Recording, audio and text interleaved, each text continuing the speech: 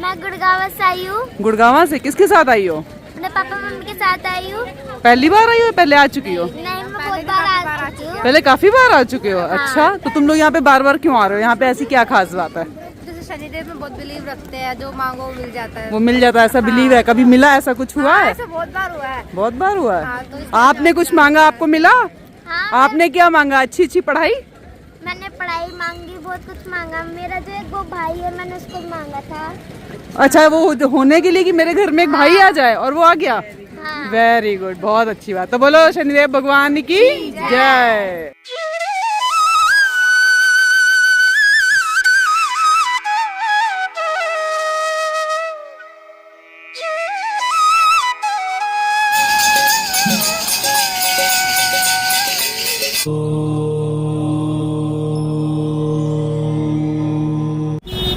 मित्रों, क्या आपने कभी ऐसी परिक्रमा के बारे में सुना है जहां रास्ते का हर कदम सिर्फ एक मंदिर तक पहुंचने का रास्ता नहीं, बल्कि अपने कर्मों के सामने खड़े होने की यात्रा माना जाता है? ब्रजभूमि में मथुरा से कुछ दूरी पर स्थित है कोकिला वन, एक ऐसा स्थान जहां शनिवार के दिन दूर दूर से श्रद्धालु आते हैं और मान्यता है कि यहाँ स्वयं शनिदेव ने कठोर तपस्या की थी। तो ये जो मंदिर आपको सामने सफेद सा दिखाई दे रहा है, इसके लेफ्ट साइड से परिक्रमा की होती है शुरुआत। तो हम अब परिक्रमा की शुरुआत करेंगे इस स्थान से।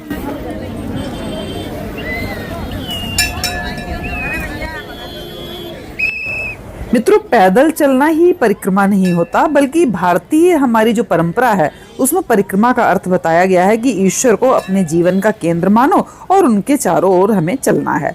तो जैसे हम जब संसार में चलते हैं, हमेशा अपने आप को केंद्र मानते हैं, मेरी इच्छा, मेरी समस्या, मेरा दुख, मेरा सुख। लेकिन जब हम किसी मंदिर या तीर्थ की परिक्रमा करते हैं तो कुछ समय के लिए हम स्वयं को केंद्र से हटाकर ईश्वर को जोड़ लेते हैं, और शायद यही परिक्रमा का सबसे सुंदर आध्यात्मिक अर्थ है। कोकिला वन की यात्रा में भी यही भाव दिखाई देता है। कोई आपको पैदल चलता हुआ दिखाई देगा, कोई हाथ जोड़कर, कोई मंत्र जपते हुए, कोई शांत होकर। किसी के मन में इच्छा है, किसी के मन में चिंता है, किसी के मन में परिवार की समस्या है, कोई धन्यवाद देने आया। तो मतलब लेकिन चल सब एक ही दिशा में रहे हैं। और यहाँ की सबसे खास बात आप देखेंगे कि जहाँ से परिक्रमा शुरू हुई है और जहाँ पर खत्म होगी, वहाँ पर जितने चलने वाले आपको नहीं मिलेंगे, उतने आपको दोनों साइड में बैठे हुए ये गाँव के लोग दिखाई देंगे। क्योंकि शायद यहाँ पर इतना ज़्यादा आर्थिक व्यवस्था अच्छी नहीं है, तो यहाँ पर सब कि मतलब कह सकते हैं हम ये रोजी रोटी है एक तरीके से ये परिक्रमा। तो जब भी आप इस परिक्रमा में आए तो जितना भी हो सके दान कर सके तो इन सब लोगों को दान भी अवश्य करें। और यहाँ पर कुछ लोग आपको लड़ते हुए भी दिखाई देंगे, ये देखिए।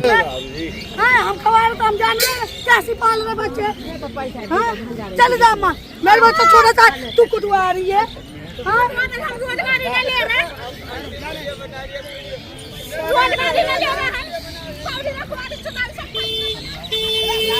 और मित्रों, ये हमारी जो परिक्रमा है, बहुत सारे मंदिरों, कहीं वृक्ष की छाया, कहीं खुला रास्ता, कहीं पे चारों तरफ जंगल सा, तो मतलब आपको बहुत सारी वैरायटी यहाँ देखने को मिलेगी। और मित्रों, कोकिला वन का नाम सुनते ही मन में ऐसा लगता है जैसे कोयल की आवाज, और घने वन का ऐसी इमेजिनेशन सा आने लगता ना कि जैसे एक घना वन है, उसमें कोयल बोल रही, तो वैसे ही कोकिला वन सुनाई देता। कहा जाता है कि ये स्थान कभी घने वन के क्षेत्र में रूप में हुआ भी करता था। और आज यहाँ मंदिर है, हम जैसे श्रद्धालुओं की भीड़ भी है, दुकानें हैं, परिक्रमा मार्ग है, बहुत सारे लोग मिलेंगे आपको यहाँ पे। जैसे जैसे आप इस परिक्रमा में आगे बढ़ेंगे, वैसे वैसे आपको महसूस होता है कि जगह जो है ना केवल धार्मिक स्थल नहीं है, यहाँ का वातावरण में एक अलग गंभीरता भी दिखाई देती है। शनिवार को विशेष रूप से यहाँ पर बहुत सारी भीड़ होती है। कई लोग तेल चढ़ाने आते हैं, कोई शनिवार के दर्शन करने आते हैं शनिदेव जी के, कई लोग पूरी श्रद्धा से परिक्रमा करते हैं। लेकिन इस परिक्रमा के पीछे की कथा क्या है, इसके लिए हमें थोड़ा सा पीछे की हिस्ट्री जाननी पड़ेगी। हिंदू परंपरा में शनिदेव को कर्म फलदाता कहा जाता है, अर्थात मनुष्य जैसा कर्म करता है वैसा उसे फल प्राप्त होता है। और शनिदेव को सूर्यदेव और छाया देवी का पुत्र भी माना जाता है। तो उनका जो स्वरूप है भले ही गंभीर और उग्र दिखाई देता है, लेकिन आध्यात्मिक दृष्टि से उनका सबसे बड़ा संदेश है न्याय। तो लोक मान्यता के अनुसार कोकिला वन वह स्थान है जहां शनिदेव ने भगवान श्री कृष्ण की आराधना और तपस्या की।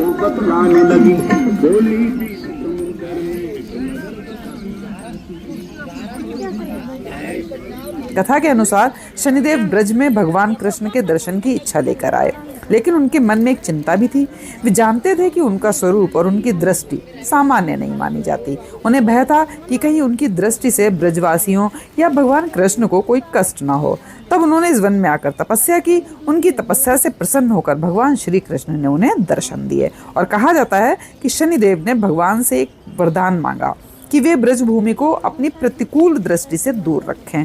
तो लोक मान्यता के अनुसार भगवान कृष्ण ने उन्हें आश्वासन भी दिया और इसी कथा के कारण कोकिला वन को शनिदेव की तपस्थली के रूप में विशेष महत्व मिलता है और यही कारण है कि शनिदेव के दर्शन का अपना अलग ही आध्यात्मिक महत्व है। लेकिन यहाँ पे एक बहुत सुंदर बात छुपी हुई है कि शनिदेव भी भगवान की कृष्ण की शरण में आते थे। तो इसका अर्थ यही है कि कर्म कितना भी कठोर क्यों ना हो, अंततः मनुष्य को ईश्वर की शरण ही शांति देती है। और यहाँ पर बहुत सारी जो माताएं हैं वो छोटे छोटे बच्चों को लेके भी बैठी हुई हैं और हम जैसे श्रद्धालु जो भी हैं, तो कभी कोई मोजे दे रहा है, किसी को कोई कैप दे रहा है, कोई बिस्किट दे रहा है, कुछ खाने की चीज़ दे रहा है, कोई केले बांट रहा है, कोई पैसे दे रहा है। तो मतलब जितना जिससे भी हो सकता है, जो भी परिक्रमा वासी हैं वो अपनी तरफ से पूरी सेवा भाव से अपना दान कर रहे हैं। लेकिन कुछ लोग आपको ऐसे भी मिलेंगे जो जबरदस्ती, देखिए जैसे ये अपने छोटे से बच्चे को रोता साइड में छोड़ के और वो भाग के आगे तक जा रही है और वो जब तक उनके पीछे लगी रही, जब तक जितना भी वो 3-4 लोग थे आगे, उन्होंने अपनी जेब से निकाल के उनको पैसे नहीं दिए, तब तक ये वहीं पे पीछे पीछे उनके जाती रही। तो इस तरीके के लोग भी हैं। तो ये शायद कहीं किसी हद तक मुझे अच्छा नहीं लगता कि जबरदस्ती दान का मतलब है हम अपनी मर्जी से दान करें जितना जो भी हो पाए। तो यहाँ पे कुछ लोग आपको ऐसे भी मिलेंगे जो दान तो क्या, उनको मतलब क्या ही कहें, कुछ कह नहीं सकते शब्द, चलिए जो भी है। तो इस तरीके से आप देखेंगे परिक्रमा में आपको बहुत सारे लोग दिखाई देंगे, हर तरीके के। जो ज़रूरतमंद हैं वो तो हैं ही, उनकी तो सेवा हमें करनी ही चाहिए। लेकिन कुछ ऐसे भी जो ज़रूरतमंद नहीं है, ज़बरदस्ती बस बैठे हैं कि बस सुबह से शाम तक में कुछ ना कुछ तो आ ही जाएगा, बैठे बैठे हमारा अपना टाइम पास भी हो जाएगा और पैसे भी मिल जाएंगे। इस तरीके के लोग भी बहुत से यहाँ पे दिखाई दिए हैं। तो खैर सबकी अपना अपना स्वभाव है। और देखिए हमारी प्यारी प्यारी बच्चियाँ रील बना रही हैं। ये देखो एक प्यारी सी बच्ची रील बना रही है चश्मा लगा के। ये चॉकलेट खा ले बेटा।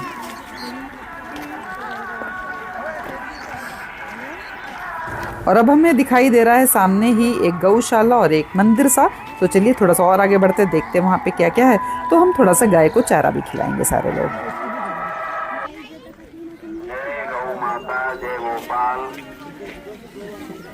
गाय विश्व की माता है, गौ सेवा ही भगवान की सेवा है, गौ सेवा ही मानव की सेवा है। गावो विश्व माता है, समर्पण सेवा समिति गौशाला कोकलावन में पधारे हुए सभी सारा आदि होकर के पुण्य के भागी बने। यह गौशाला आप सभी के सहयोग से चलती है। उधर वाली गाय को बिड़ा, उधर नहीं हो पाया ना, और ले लेते हैं।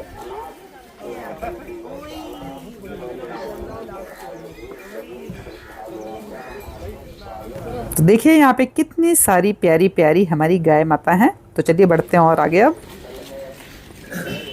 जय हो। मित्रों, शनिदेव जी की पूजा को समझने के लिए एक बात समझना बहुत ही जरूरी है कि शनिदेव जी को केवल भय का देवता समझना उनके स्वरूप को बहुत छोटा कर देना होता है।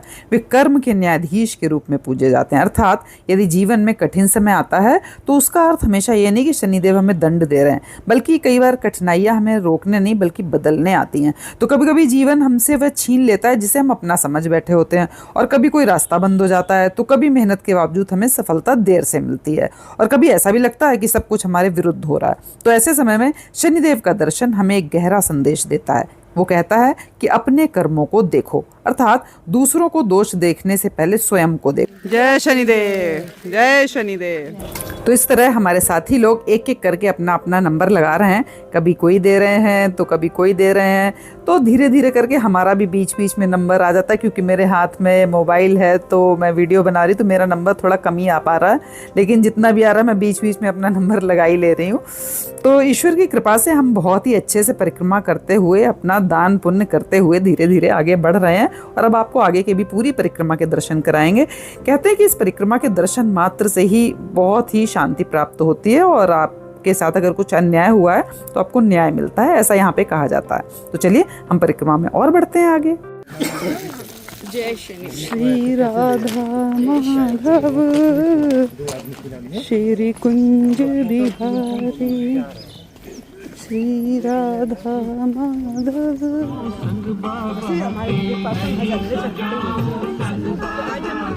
या सो है पहचान शिव शंकर पूरी परिक्रमा में कितना टाइम लगता है ऐसे?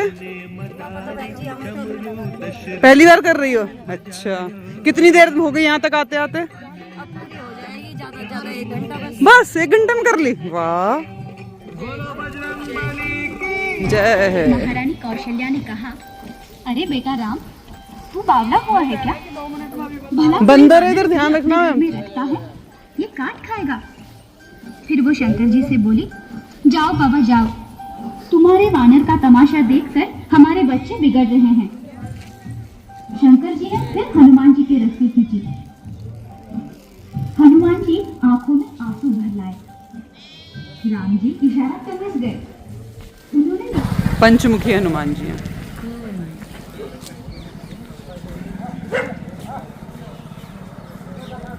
ये रास्ते में किसी को चाय वाय पीनी हो तो उसके लिए है।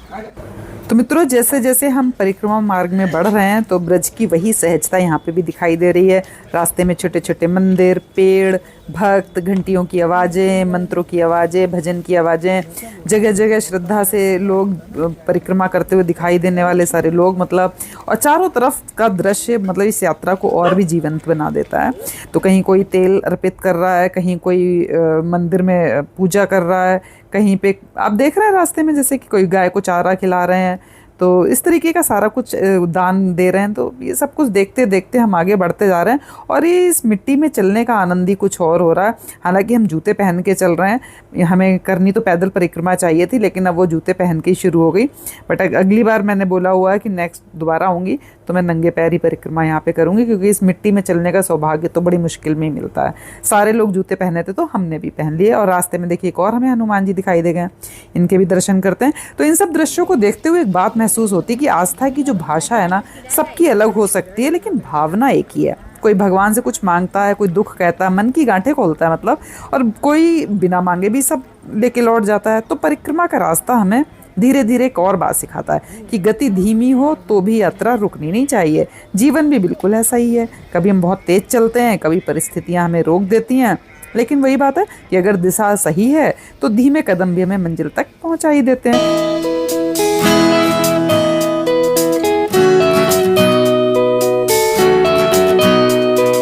तो अब हम पहुंच गए हैं बाबा गोरखनाथ जी के द्वारे पे, और देखिए कितनी सुंदर प्रतिमा, कितना सुंदर मंदिर। तो इनके भी दर्शन करते हैं और फिर बढ़ते हैं हम आगे की तरफ।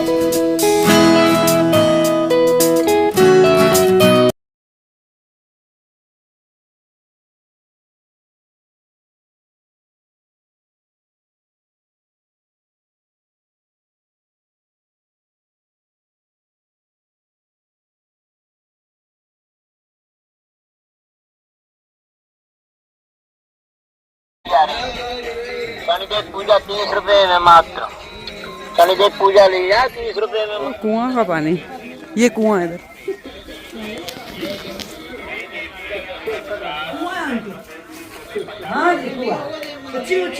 अरे सच्ची मुच्ची कही है। पैर रख सकते हैं इसके ऊपर, जूते से पहने हुए। ओ मैम, ये तो बड़ा पास में पानी है, कुएं का पानी तो इतनी पास नहीं होता। ये बारिश में तो और भी ऊपर है, ऊपर ही पानी है। अच्छा, तो वैसे मैंने देखा कुआं का पानी काफी गहरा होता है ना। पानी अच्छे से पानी है, हाँ साफ है ना यार, इसलिए ऊंचा है। क्या है, ऊंचाई पे है, पानी ऊपर ऊपर पे है पानी यहाँ पे। अच्छा, इसी खेती में जैसे तो इस पानी की कुछ खास बात है या नॉर्मल पानी है? ये मतलब कि ये पहले क्या यही है कि या पे अच्छा पानी है, कहीं ना मिले, कहीं भी नहीं मिलेगा, यही पानी है जो सबसे बढ़िया वाला। तो चलो इसे पी लेते हैं थोड़ा सा। 20-20 लोटा 20 लोटा रख देंगे उनके पूरे पर। ये हाथन में खून निकला है, पानी निकाल के इतने लोग पीने वाले होते हैं, भीड़ लगी रहे, भीड़ लग जाती है। अच्छा, पकड़नी ना आए के देखो आप, ये कहेंगे वाह क्या पानी ठंडा और कितना बढ़िया पानी है, बहुत बढ़िया।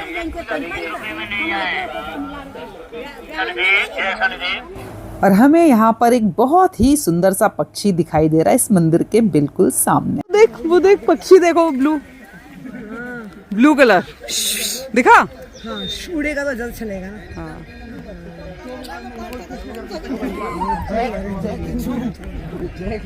और यहाँ पर हमें एक और गौशाला दिखाई दी है, तो यहाँ पे आप देख रहे हैं चारा ले जा रहे हैं लोग, तो बहुत सारा चारा भी बाहर रखा हुआ और कृष्ण जी की एक मूर्ति भी है।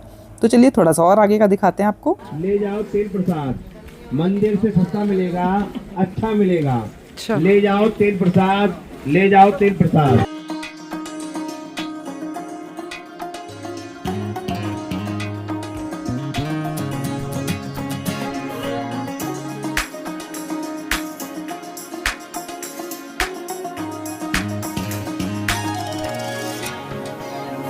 तो यहाँ पर हमें एक और पंचमुखी हनुमान जी दिखाई दिए हैं। जय हनुमान बाबा। तो मैंने देखा इस परिक्रमा में हमें हनुमान जी की मूर्तियां काफ़ी मिली हैं और बहुत सुंदर सुंदर छोटी छोटी। और यहाँ पे देखिए शनिदेव जी हैं, शिव जी हैं, तो कुछ लोग यहाँ पे भी पूजा कर रहे हैं, तेल चढ़ा रहे हैं। तो ऐसे हमें रास्ते भर अलग अलग तरीके की चीज़ें दिखती रही हैं, हम आपको दिखाते ही रहे हैं। कहीं पे गौशाला, कहीं पे मंदिर, कहीं पे कुछ। तो मित्रों यहाँ तक आते आते हमने अपनी समझिए कि बस अब हमारा लास्ट का 1/4 पार्ट रह गया यहाँ पे पहुँच के, क्योंकि यहाँ से रास्ता अब राइट हैंड पे मुड़ जाएगा।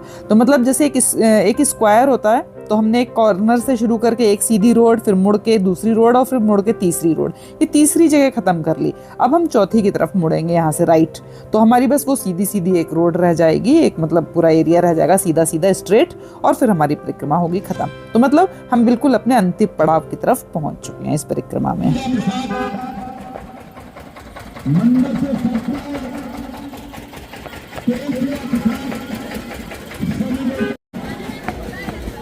यार ये कुत्ता ना भूखा है, पता तुझे?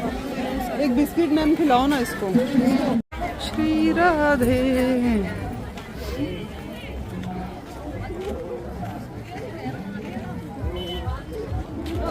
मित्रों जैसा कि आपने देखा ही है कि हमें पूरे रास्ते में सबसे ज़्यादा शनिदेव और हनुमान जी की मूर्तियां दिखाई दी।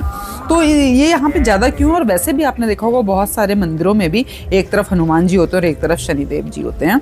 तो इसके बारे में एक बड़ी धार्मिक मान्यता मशहूर है कि एक बार शनिदेव को अपने प्रभाव और अपनी दृष्टि पर बहुत गर्व था। उसी समय उनका सामना हनुमान जी से हुआ। हनुमान जी उस समय भगवान श्री राम की भक्ति में लीन थे। तो शनिदेव जी ने हनुमान जी से कहा कि वे उन पर अपनी 7.5 यानी कि अपना प्रभाव डालना चाहते हैं। तो हनुमान जी ने विनम्रता से कहा कि वे इस समय श्री राम की सेवा में और उन्हें परेशान मत करो। लेकिन शनिदेव जी नहीं माने। तब उन्होंने हनुमान जी के शरीर पर अपना प्रभाव डालना शुरू किया। कथा के एक प्रसिद्ध रूप में शनिदेव जी पहले हनुमान जी के सिर पर बैठे, तो हनुमान जी ने सिर पर एक बड़ा पत्थर रख लिया। शनिदेव को चोट लगी। फिर वे कंधे पर बैठे, हनुमान जी ने कंधे पर भी भारी पत्थर रख लिया। अंततः शनिदेव पीड़ा से परेशान होकर हनुमान जी से प्रार्थना करने लगे कि उन्हें मुक्त किया जाए। तब हनुमान जी ने उन्हें छोड़ दिया। तो कहा जाता है कि शनिदेव जी ने प्रसन्न होकर वर दिया कि जो भक्त श्रद्धा से हनुमान जी की उपासना करेगा उस पर मेरी भी पीड़ा का प्रभाव कम होगा। और इसी लोक मान्यता के कारण शनिवार को शनिदेव जी के साथ हनुमान जी की भी पूजा करने की परंपरा शुरू हो गई। तो चलिए अब हम जरा यहाँ से प्रसाद ले लेते हैं, क्योंकि अब हम पहुंच रहे हैं अपने अंतिम पड़ाव पे।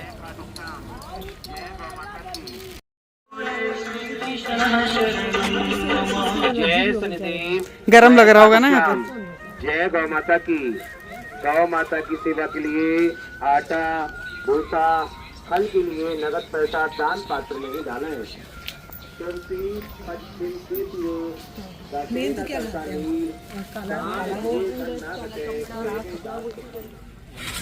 और मित्रों गाय माता तो हैं ही बहुत सारी यहाँ पर। यहाँ से शुरू हो जाते हैं बड़े सारे बंदर। मतलब वैसे तो रास्ते में भी थे, लेकिन यहाँ पे कुछ ज्यादा ही बंदर दिखाई दिए हमें।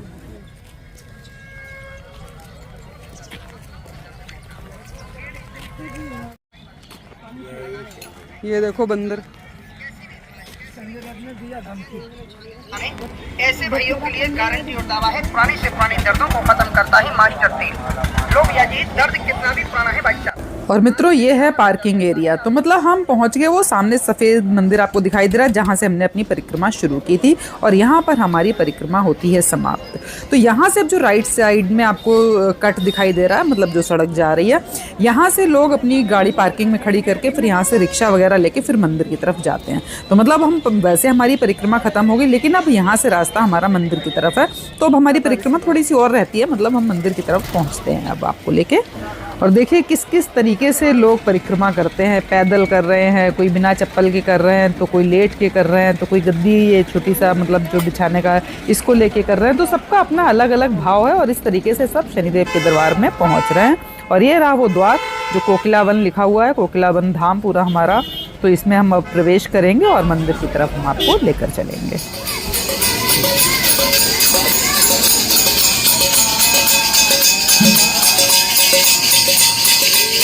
तो मित्रों, शनिदेव जी का संदेश केवल दंड का संदेश नहीं है, ये जिम्मेदारी का संदेश है, धैर्य का संदेश है और सत्य और कर्म का संदेश है। और शायद इसी कारण कोकिला वन की परिक्रमा केवल पैरों से पूरी नहीं होती, ये तब पूरी होती है जब हम लौटते समय हमारे भीतर का कोई एक गलत विचार, कोई एक बुरी आदत या कोई एक अहंकार हमेशा के लिए पीछे छूट जाए।